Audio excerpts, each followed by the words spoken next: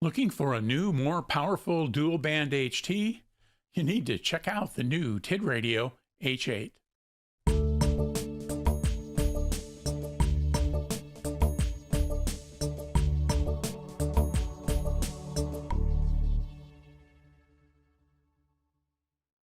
Hi, and welcome to the Gadget Talk channel, where we do reviews and how-tos on a variety of gadgets that catch my eye. If you find this video helpful, please like, comment, share, and subscribe to the Gadget Talk channel. It really helps get this content presented to more YouTube users, and I really appreciate it. In this video, we're going to take a look at a new version of TIDRADIO's H8 for ham radio. The fact is, this radio has had a couple of struggles when it was first released. You can still find those reviews on YouTube, so I don't plan on going into the past issues here.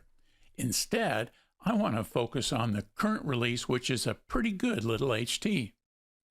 I was excited to join the TIDRADIO beta test team about a year ago to examine this new H8 handheld transceiver, and I helped work through some of the pre-release issues.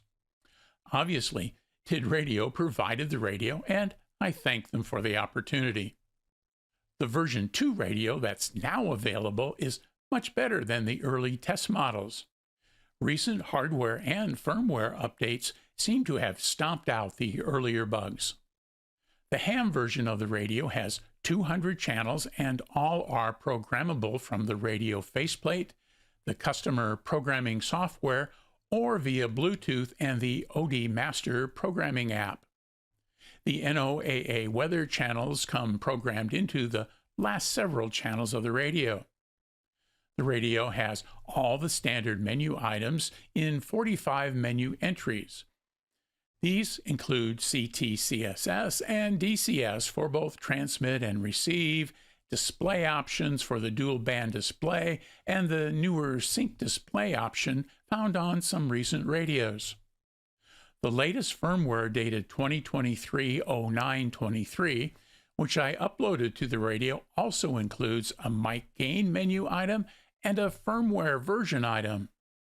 I tested the ham version's power output using my Surecom S33 Plus. In the VHF band, I got 9, 5.4, and 1.5 for high, medium, and low respectively.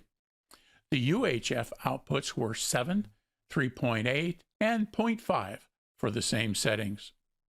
Signal purity tests on the latest version measured on my little tiny SA signal analyzer was better than the previous version and passed on my device. Let's take an up-close look at the H8. I got the offering without the extra accessories. I'll link to both in the video descriptions below. So let's do a quick tour. Here's the box that the TIDRADIO H8 Gen 2 comes in. It's nothing special, but it kept the thing safe during shipping, so that's all good. And so let's take a look at some of the things that are found inside. First, we've got a little card here that gives you the website to their downloads page. You can get the user manual, programming software, and other things there. The owner's manual is pretty good. It's written well. It covers all of the main features. It has a description of all of the icons, and there's a little section here on some color pages on how to set up the OD Master or Odd Master app. And then there's a chart that goes through each of the menu items with pictures of what's happening on the screen and so forth. So that's the owner's manual, pretty handy. Now the H8 comes with two ways to charge it. This has got just a wall wart or a USB, so a 5-volt output into a USB-C cable. I've got several of these, so I've just got it continued in the package so I don't misplace all of that. And then it's got the desk charger, and you see here on the back, it doesn't plug in with a barrel connector, but it plugs in with that same USB-C connector from the cable. So you can use this as a desk charger, or you can plug the USB-C cable directly into the battery and omit the charger, so it gives you an option there. That's pretty cool. Of course, it comes with a belt clip. The belt clip in this case screws into the radio. and it's pretty strong. It's the same as the other, H8s that I've showed you. So it's got the belt clip, got a wrist strap, and then the battery. The battery here is a lithium-ion 2500 milliamp hour, 7.4 volt battery. At least that's how it's described here on this, with the power inputs there at the top. And then the radio comes here, and we'll do a comprehensive tour here in just a second. But the battery clips on the bottom with this little clip, and so with USB charging, having a clip like this, it works fine. You're not going to be taking the battery in and out very often. So get the battery down there, push it in, and then snap the clip closed, and so that all fits nice and tight. Here are the holes for the belt clip. And then before we go into an in-depth tour of the radio itself, here's the antenna. It's a little thinner, maybe a little longer than the typical rubber ducky antenna. The socket is on this side, and then it's got it's a dual band antenna, and the frequency ranges are in that little red insert in there. They're printed there. So that's the antenna. Let's put the antenna on the radio and go through a tour of that real quick. Now, for all intents and purposes, the radio is the same as the other H8s that I've described, same radio body or chassis that the GMRS version is. But there are some changes inside in terms of power output and that kind of thing. But let's do the tour now. So we've got the screen, the speakers behind this grid here. The microphone is right down here. It's got the VFO memory mode changing button here. This will turn on the Bluetooth. It's labeled BL. A and B will switch between the upper and lower register. And then these are pretty familiar to you. They've got the menu and the exit. You can shortcut to menu items 0 through 1 by pressing menu and then the key, and then you can go into the other menu items by pressing menu, and if you want item menu 23, you can press 23.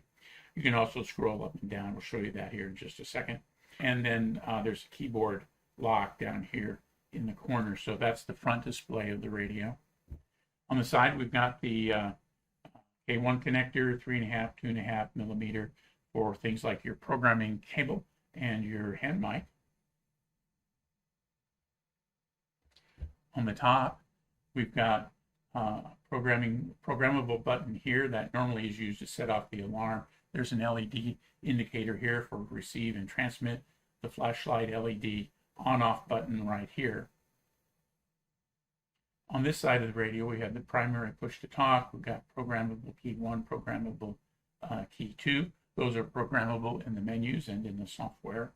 And then on the bottom, really not anything to speak of except on the battery. We've got the USB-C port right here and a little LED charge indicator right here. Now this is open to the elements, and so this isn't going to have a great deal of intrusion protection or an IP score, but USB charging via a USB-C connector is really very handy. So that's a quick tour of the radio. Let me zoom in here and we'll take a look at some of the menus. Let's do a quick power on tour. Turn it on. Notice the splash screen's a little different with the newest firmware. And we've got is set up in the sync display, and I'll show you that here in just a few minutes. But the screen is colorful. It's light text on a black background. You got the power meter at the top, a battery indicator, the antenna over here on the left side. It'll show a signal when you're pressing transmit. You see that it's wide mode, high power. The frequency, it's on channel 1, and the name for channel 1 is VHF call, the way I have this programmed. And the second VFO is on 136.5. I have no idea what that is. Over here is the CTCSS or DCS indicator. It says it's off for this channel. When you're on a channel that has a CTCSS code in receive, it'll show on when it's in standby, like it is now, receive mode. Otherwise, if it's just a transmit only CTCSS code, it'll only show CT in here or DCS in here when you're pressing your push to talk. So this is kind of mode specific, which is kind of handy, but it took me a little while to figure that out. So here on the buttons on the radio, I've got the VFO mode. I can change, you see it changed it over there, back to channel mode. Here turns the Bluetooth on for the Bluetooth programming. You'll notice the Bluetooth shows up over here. Bluetooth icon there. Here we'll switch from A to B. You'll see the little caret move. And what displays in the main part of the display also changes. We'll go back to channel mode. There, my primary display. Over here, we've got programmable keys. A short press on the side key 1 turns the flashlight on. You can see it's on. Second press will cause it to strobe. Third press will turn it off. A long press on side key 1, as I have it programmed, is the monitor, which breaks the squelch, basically. Side key number 2, the second one down over here, moves to FM radio mode. Second press takes it out of there. And a long press will take you into the weather mode. And you can change the channels to get to the channel that's broadcasting in your area. Here is the 10 a.m. Mountain Standard Time observation for Phoenix on Monday, October 9th. Another long press on the side key button will take it out of the weather mode. So let's look at the menus just very quickly. The menus are pretty much the same. I think there are 45 menu items in this right now. And so we press menu, and to move up and down the menu, you can press the up and down, or you can just type the menu. So if I wanted to go to the brightness, I would press menu. It's in menu, and then I could press 6. And I've got the backlight brightness here, the ABR, and I've got it on continuous while we're recording. If I want to go to another menu item, I can go to item like 45. And that's the mic gain, which is new to just previous version of the firmware, which allows you to change the mic gain on settings from 0 or 1 to 25. I use the down arrow. I can press going down through the menus. The power on message is the icon, which is the little picture. Here's that breath LED setting that causes the little light here to flash when the display is empty. So the breathing analogy that they've used. This is really handy. Item 42 is the ham. And so this radio came with an August firmware. I just updated it to the September 23rd firmware. And it's very easy to do. And again, the URL for that is walkietalkiesoftware.com, where you can select the H8 and then get access to the various software packages. So again, go to menu, timed out there, so we'll continue on down. The repeater, squelch tail elimination, various DTMF and radio ID options here. Here's the sync. I've got it on. That's the display that we've been looking at. If we turn it off,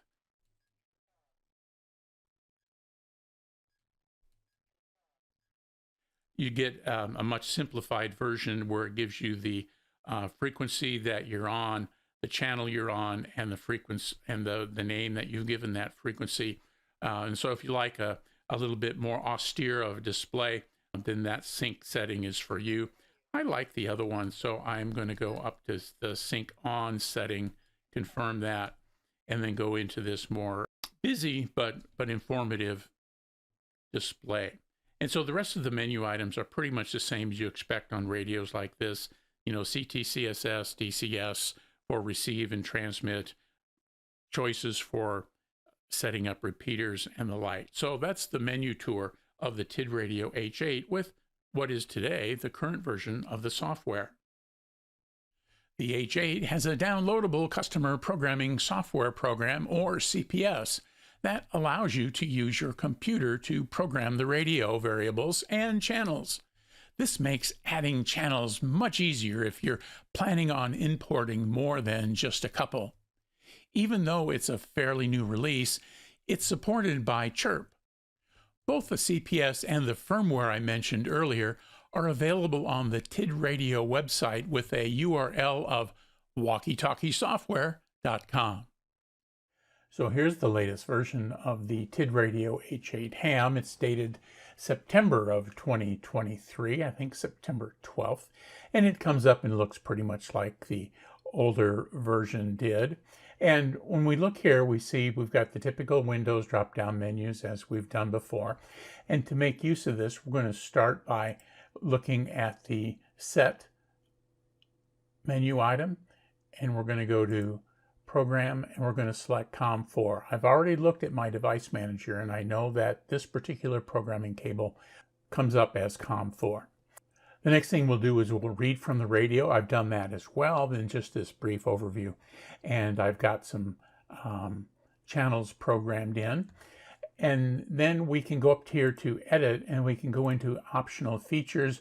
And here's where the menu items are. So my squelch level is 3, light control. The backlight will stay on for 15 seconds. This is an interesting new addition. It's the breath LED. And I tried to figure what that out, and then it dawned on me. It flashes the little LED on the radio in the amount of time that you select here. And it shows the radio's on. So it's like breathing. So that's why they've called it the breath LED. It's in English, various other things that I have set here for my radio. So I've got those all set. These, you can click in here, and then you can type in various frequencies. You can add a name in here. So I've got various names added in. And so this works pretty easy, and you'll figure it out in no time, I'm sure. So when we've done making our changes, we'll go here into File, Save As, and then give it a name. I usually name it the date, like 2023-10/08, which is today's date. I save it into my computer. This one happens to save it as a text file. And then I will press Write with the programming cable plugged in, and the radio will say programming, and it'll download. We'll get a dialog box right here, and the information will go into the radio. So this is one of 3 ways you can program your radio. You can program it via Bluetooth in the OD Master app. You can program it here with this program, and then it is Chirp compatible as well. So here's the home page for the Chirp programming software. You can download it. I would download the next gen version of Chirp. This is not a Chirp tutorial, but this homepage will give you an idea of the radios that are covered. And in this case, we're over here. It's TID radio. It's the TD-H8 ham. And so it's listed, so it's going to work. So that is available to you as well as an option to program your radio. If you're familiar with the TIDRADIO BL1 Bluetooth wireless programmer, you'll be pleased to know that the H8 has Bluetooth programming built in. The radio connects easily to the OD Master app, and you can transfer programming info to and from the OD Master web portal if you choose. Editing in the web portal, like with the CPS, is easier than the app if you have a bunch of additions or changes to make. The app also allows you to modify or reload data offline for easy, on-the-go changes. I'll link my video on the updated OD Master app at the end card to this video. The latest version of the OD Master app is a bit different from my review. A nice improvement is when selecting a channel on the app, instead of scrolling down, the channels display in a grid, so it's much easier to get to say, channel 150. It also allows you to use the app without registering. My situation is probably a bit different in that I had several H8s in my phone's Bluetooth registry. When I got this new one, the app wouldn't pair. It seems it got confused as to what Bluetooth device code to use. When I unpaired my other H8 devices and then connected to the one I was using, everything worked fine. One of the really cool features of the H8 is the color screen. It has a dark background, and the various data elements display in different colors, making this an easy display to read. I've been able to call my local ham repeaters and have gotten good signal reports back from other hams. The H8's 2500 milliamp hour battery also provides excellent battery life. Range-wise, the radio hit the repeaters I normally access. One is across town, about 30 miles away. As with all VHF and UHF radios, geography makes a big difference, so, as they say, your mileage may differ. I found the latest ham version of the TIDRADIO H8 to be a solid, good-looking, and easy-to-use HT. With holiday gift-giving just around the corner, you may want to get the H8 on your list. Join me over here for a look at the Oddmaster Bluetooth programming app. It's an important accessory for the H8 that you'll want to consider, and it's free. Please don't forget to like the video and subscribe to the Gadget Talk channel. Thanks for watching, and 73.